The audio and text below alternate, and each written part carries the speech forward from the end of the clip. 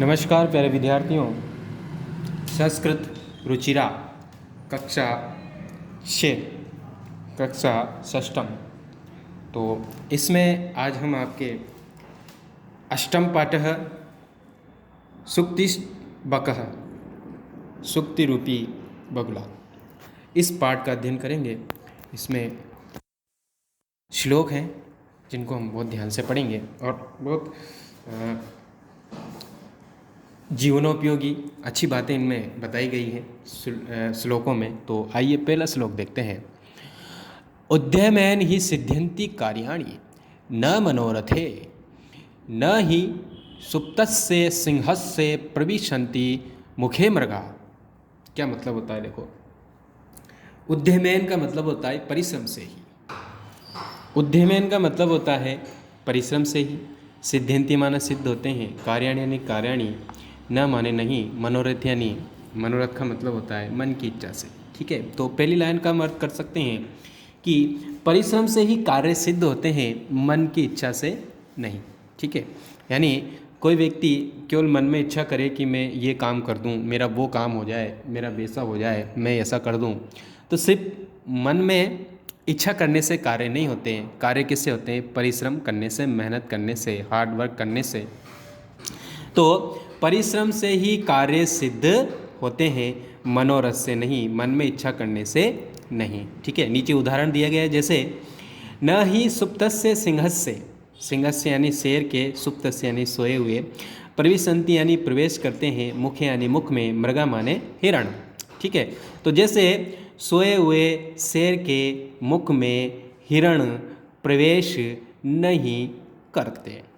ठीक है, शेर बहुत ताकतवर होता है और जंगल का राजा होता है, तो लेकिन फिर भी हिरण जो है स्वयं उसके मुख में प्रवेश नहीं करते, हिरण स्वयं उसके मुख में नहीं चले जाते। ठीक है, तो शेर को भी अपने भोजन के लिए क्या करना पड़ता है? परिश्रम करना पड़ता है। यदि उसको हिरण को खाना है तो उसको भी क्या करने का, उसको मारना पड़ेगा, उसके पीछे दौड़ना पड़ेगा, मेहनत करनी पड़ेगी, तब जाकर के वो हिरण प्राप्त करेगा। तो कुल मिलाकर बात यह है कि परिश्रम से ही सभी कार्य सिद्ध होते हैं, मन में इच्छा करने से नहीं। जैसे सोए हुए सिंह के मुख में हिरण स्वयं प्रवेश नहीं करते। ठीक है, पहला श्लोक समझ गए आप। दूसरा देखो, पुस्तके पठित पाठ जीवने नेव साधित किम भवे तेन पाठेन जीवने यो न सार्थकः।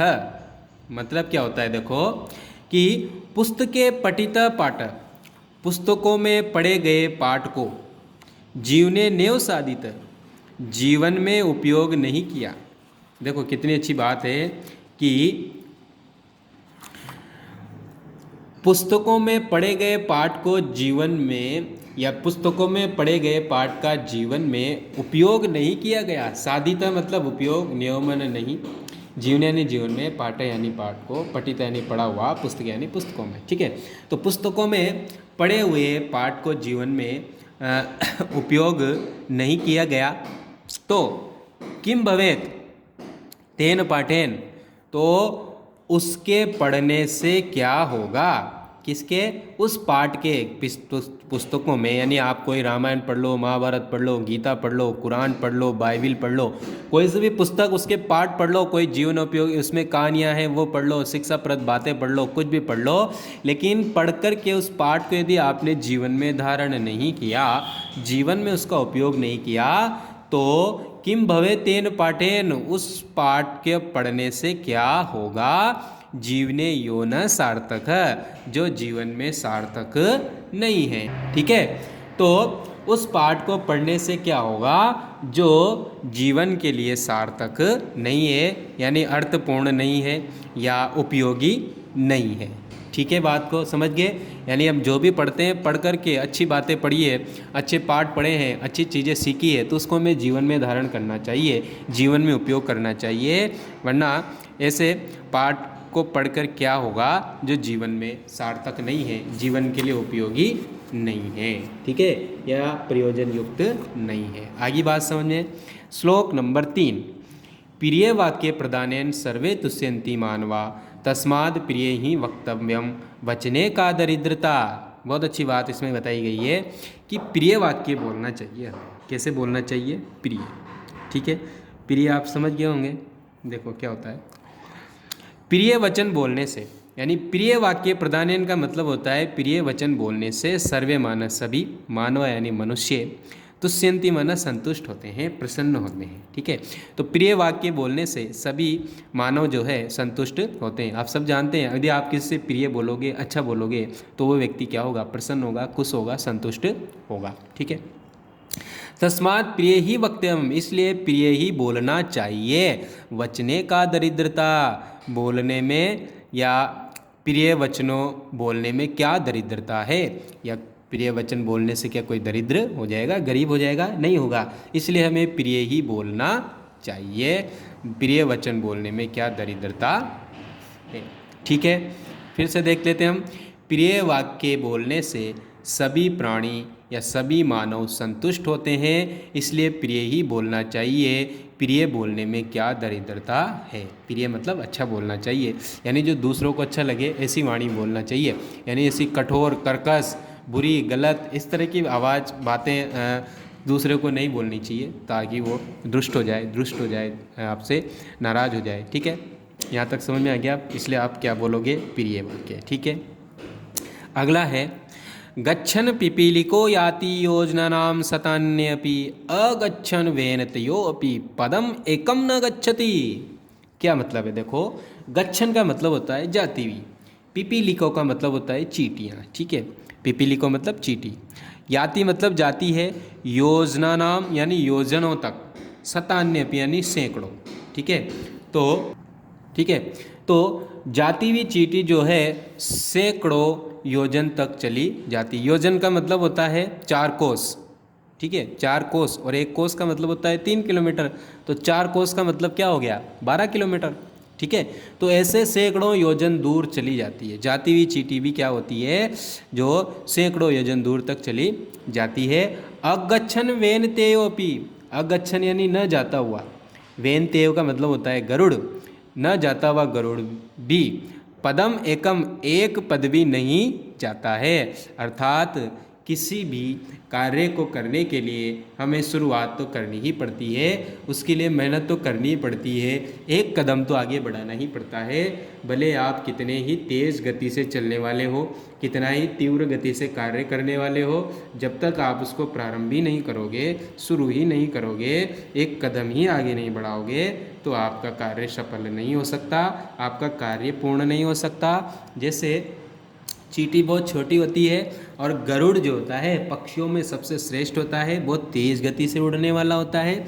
लेकिन जाती हुई चींटी यानी चलती हुई चींटी जो है सैकड़ों योजन तक चली जाती है, लेकिन न जाता हुआ गरुड़ भी एक कदम भी नहीं जाता है, एक कदम भी, एक पद भी आगे नहीं जाता है। समझ गए? इसलिए हमें क्या करना चाहिए?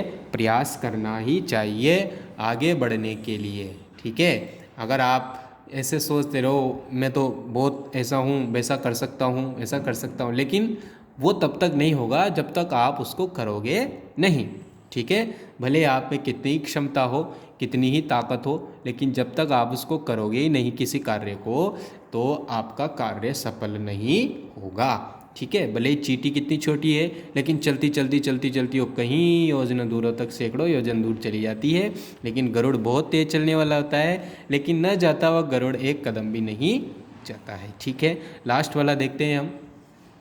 काकः कृष्णः पिकः कृष्णः को भेदः पिक काकियो, वसंत समय प्राप्ते काकः काक पिकः पिकः। मतलब क्या होता है? देखो, काकः मन कौवा, कृष्ण माने काला, पिकः मन कोयल, और कृष्ण का मतलब काला या काली। ठीक है, को भेद यानी क्या भेद है? पिक काकयो मतलब कोयल और कौवे में। ठीक है, वसंत समय यानी वसंत ऋतु के समय आने पर, प्राप्त आने प्राप्त होने पर या आने पर, काक कौवा कौवा और पिक कोयल होती है। मतलब क्या होता है? देखो, समय आने पर सबकी पहचान हो जाती है, तो ये इसमें बताया गया है। पहले देखते हैं। काका कृष्ण पिका कृष्ण, कौवा और कोयल दोनों काले रंग के होते हैं। कौवा भी काला और कोयल भी काली होती है।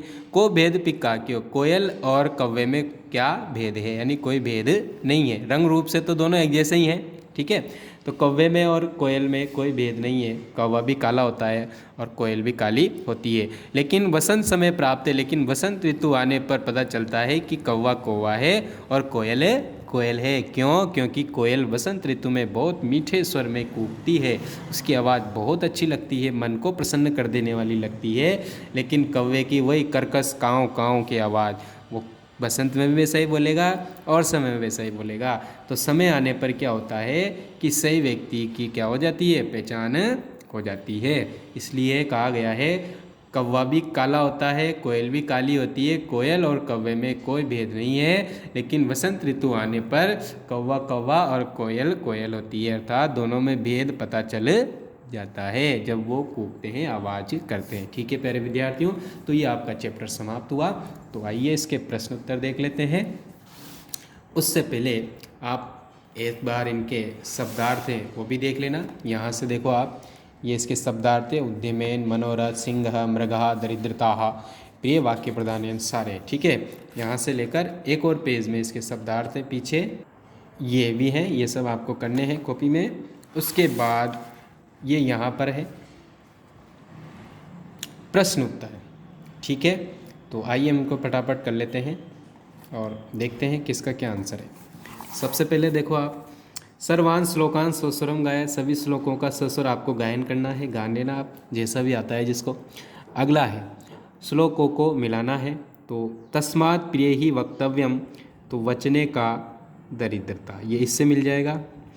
गच्छन पिपीलिको याति योजना नाम सतान्य अपि, ये इससे मिल जाएगा। प्रिय वाक्य प्रधानेन सर्वे तुष्यन्ति जंतव, ये इससे मिलेगा। किम भवे तेन पाठेन यो जीवन न सार्थक, उस पाठ को पढ़ने से क्या होगा जो जीवन के लिए सार्थक नहीं है, अर्थपूर्ण नहीं है। कृष्ण पिक काक, ये वाला किसमें आ जाएगा, ये इससे मिल जाएगा। ठीक है प्यारे विद्यार्थियों, यहाँ तक हो गया। एक अब उत्तर देंगे हम, सर्वे जंतु केन तुष्यन्ति, केन की जगह क्या लिखेंगे, यहाँ लिख देंगे हम सर्वे जंतव प्रिय वाक्य प्रधानेन, लास्ट में क्या आ जाएगा, तुष्यन्ति। ठीक है, पिक काक्यो भेद कदा भवति, पिक और कोयल में भेद कब होता है, क्या होता है, वसंत काले प्राप्त, वसंत समय प्राप्त। ठीक है, वसंत समय आने पर, तो कदा की जगह आ जाएगा वसंत समय। तो यहाँ वैसा का वैसा ही लिखना, पिक काकयो भेद,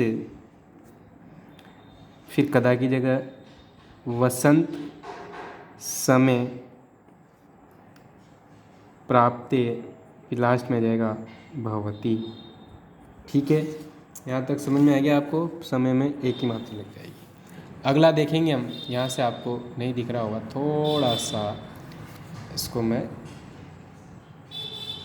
पेज को छोटा कर देता हूँ आपके लिए, ये लो दिख रहा है सबको। अब देखो, तो अगला देखो, क गच्छन योजना नाम सतान्य अपि याति, कौन जाता हुआ सैकड़ों योजन तक चला जाता है, तो क की जगह लिखेंगे हम पिपीलिको, क्या आ जाएगा, पिपीलिको, पिपीलको। यहाँ पर बड़ी की लग जाएगी पिपीलको। ठीक है, तो ये मैं यहाँ लिख देता हूँ। ठीक है, ये इसकी जगह लिखना है, बाकी सब वैसा का वैसा ही लिखना है। ठीक है, अस्माभि किम वक्तव्यम, हमें क्या बोलना चाहिए, क्या बोलना चाहिए, प्रिय बोलना चाहिए। तो अस्मा, ये माँ है, अस्माभि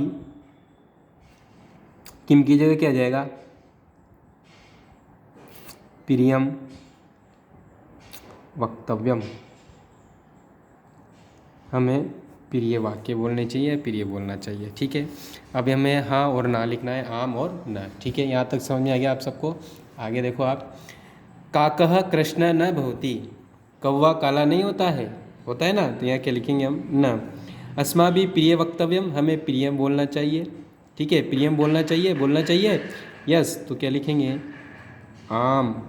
अगला है वसंत समय पिक काक्यो भेद बहुती, वसंत के समय पिक काक में भेद होता है, बिल्कुल होता है, तो इसका आम आ जाएगा, ठीक है।